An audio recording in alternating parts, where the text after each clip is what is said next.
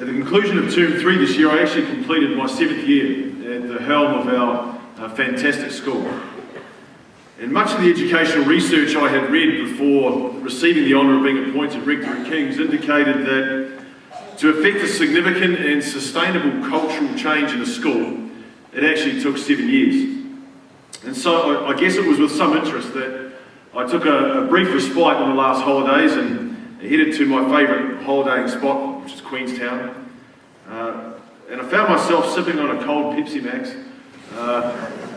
which is sad but true, watching the Earnslaw chug past, and I reflected really on the changes that have taken place in our school over the past 7 years. And if I'm honest, it's a luxury that I seldom afford myself, because I find myself most times compelled to push forward and to seek improvement rather than to rest, to reflect and to rejoice. But in my rest I found myself reflecting, and in my reflections I certainly found myself rejoicing, because there have been some significant changes in our school in the last 7 years. I'm a little obsessed with statistics and analysis, but the data does go some way to telling the story. In 2009, 631 students attended King's. In 2015, there are 1,049. In 2009, students received 2 excellent certificate endorsements and 42 merit endorsements in NCA across the entire senior school. In 2015, there were 57 excellent certificate endorsements and 126 at merit. In 2009, the NCA Level 3 pass rate at King's was 40.2%. In 2015, it was 93.9%. In 2009, the Māori student pass rate at Level 1, 2 and 3 was 63%, 58% and 38% respectively. In 2015, it was 96, 85 and 88%. In 2009, 56% of our Year 9 students said they looked forward to going to school most days. In 2015, 89% of our Year 9 students felt that way. In 2009, 32% of our Year 9 students said they did as little work as possible and they just wanted to get by. I know. In 2015, only 6% indicated this was the case. And yes, I'm in search of those 10 boys who represent that 6%, because that doesn't sound like personal excellence to me. The statistics, though, reveal a significant improvement in student numbers, academic performance and student engagement. So what lies behind this shift in culture and the success that our students are experiencing? Well, obviously there are a number of factors. This evening really I want to center my attention on just 2 of them. And the 2 factors are, number 1, at my back, and number 2, biting back. And they don't make a lot of sense at the moment, but hopefully will in just a few moments. Firstly then, at my back. One of the key ingredients to the culture change that has been effected at King's is quite simply my staff. It is those people at my back tonight, and some of them arrived a little late, but we're glad they got here at least, who have been instrumental in providing our boys with a superior education. Sitting on the stage behind me is the finest collection of teachers that I've ever worked with. At times we frustrate each other. I'm perhaps a little too dictatorial and inflexible for some. Of course, I choose to use other words to describe these personal tendencies, like being strong and unrelenting. But I never question their commitment and dedication to our common cause and passion. And that is the development of the amazing young men that we work with.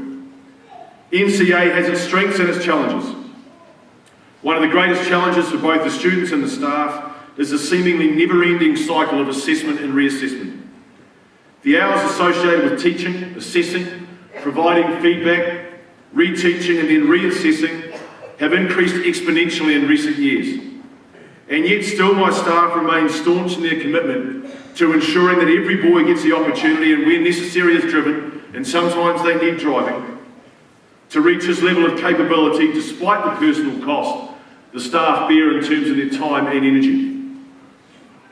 Interestingly, the 69 teaching staff that started with us at the beginning of 2015, I've appointed 40 of them in the last 7 years. Those new appointments, with their enthusiasm and expertise, in combination with those of longer tenure who have invested their hearts at King's, have created a first-class learning environment and experience.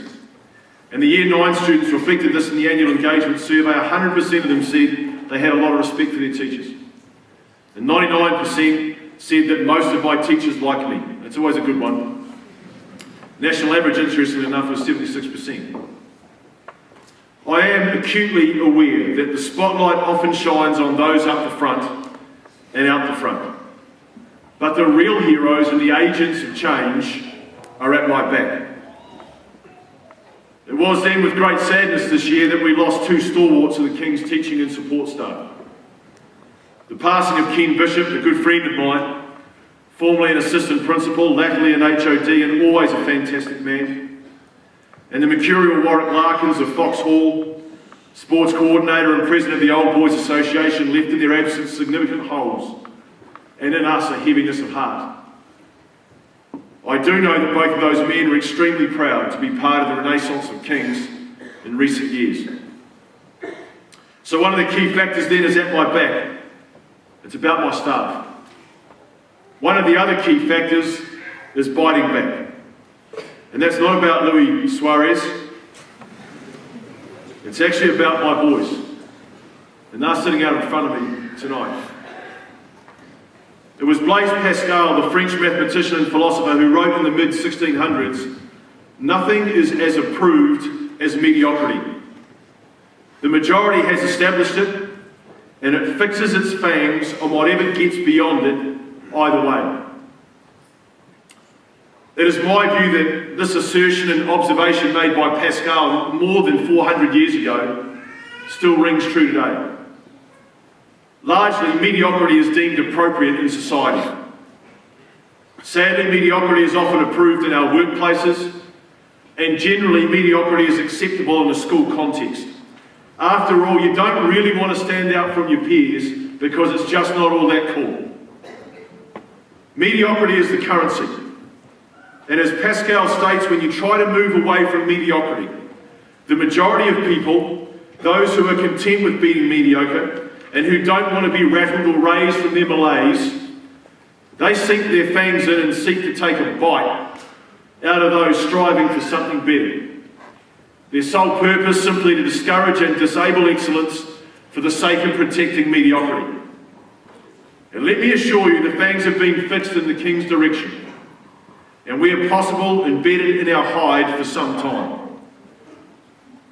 But for years now, our boys have been biting back. They have resisted being in the majority. They have refused to settle for being mediocre. They have embraced an attitude shift, and I've seen it. An adjustment that sees them leaving the relative safety of mediocrity, because it's pretty safe, for the uncertainty and the potential loneliness of personal excellence. The great thing is they haven't found themselves alone. They've found other King's men of similar heart and resolve who are willing to take the same stand. And this has been a crucial part of the culture shift in our school. You see, the researchers inform us that 50% of each young man's academic success is derived solely by his approach to his studies, his commitment, his attitude, his drive, his desire to achieve and excel. This drive and desire from within our young men has been the catalyst that has ignited great change. The majority of them are no longer content with mediocrity. That's why you saw 10 groups of Year 11s walking across the stage already this evening. They're biting back at mediocrity.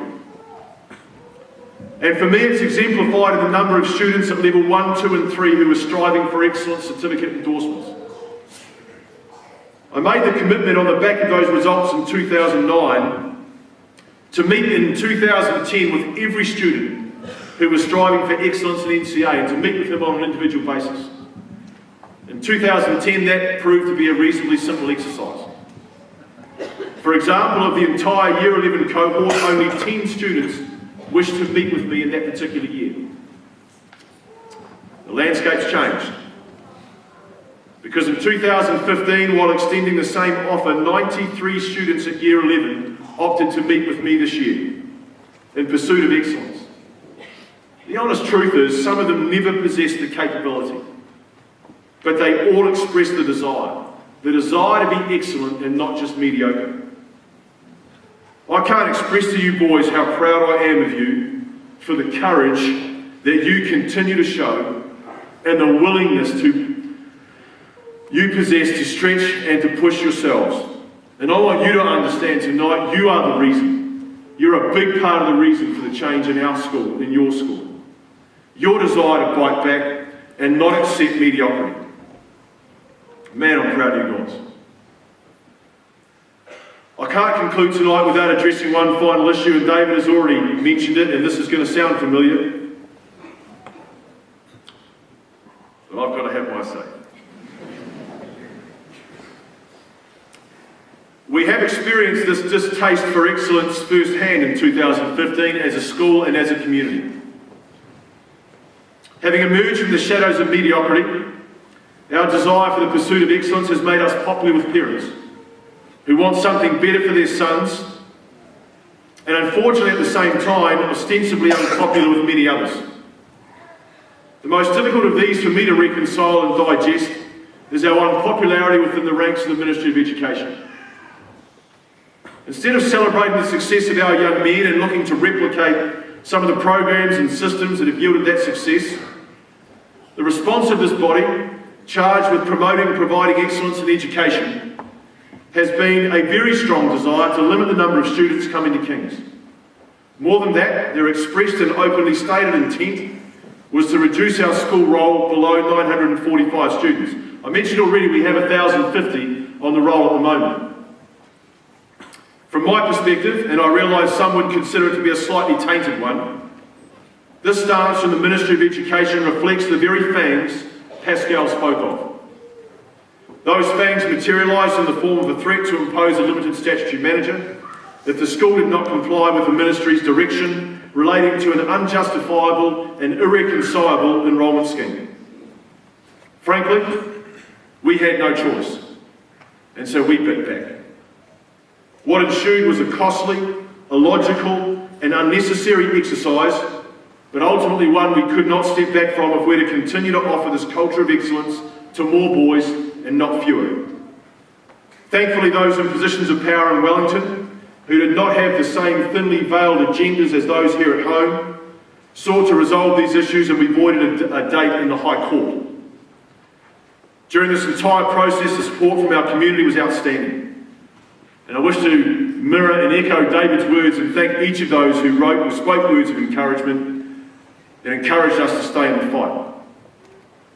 In concluding, American novelist and playwright Joseph Heller once wrote, "Some people are born mediocre, some people achieve mediocrity, and some people have mediocrity thrust upon them." Ultimately, whether or not people choose to settle for mediocrity is their personal choice and their prerogative. My goal is simple. I don't ever want a student educated at King's to leave and justifiably claim that in attending this school, he had mediocrity thrust upon him. My thanks to those at my back, because you are doing a marvellous job. And my thanks to those who are biting back, because you are outstanding young men. It is you both in concert that have led us to where we are and will take us where we're going. And rest assured, we haven't finished yet.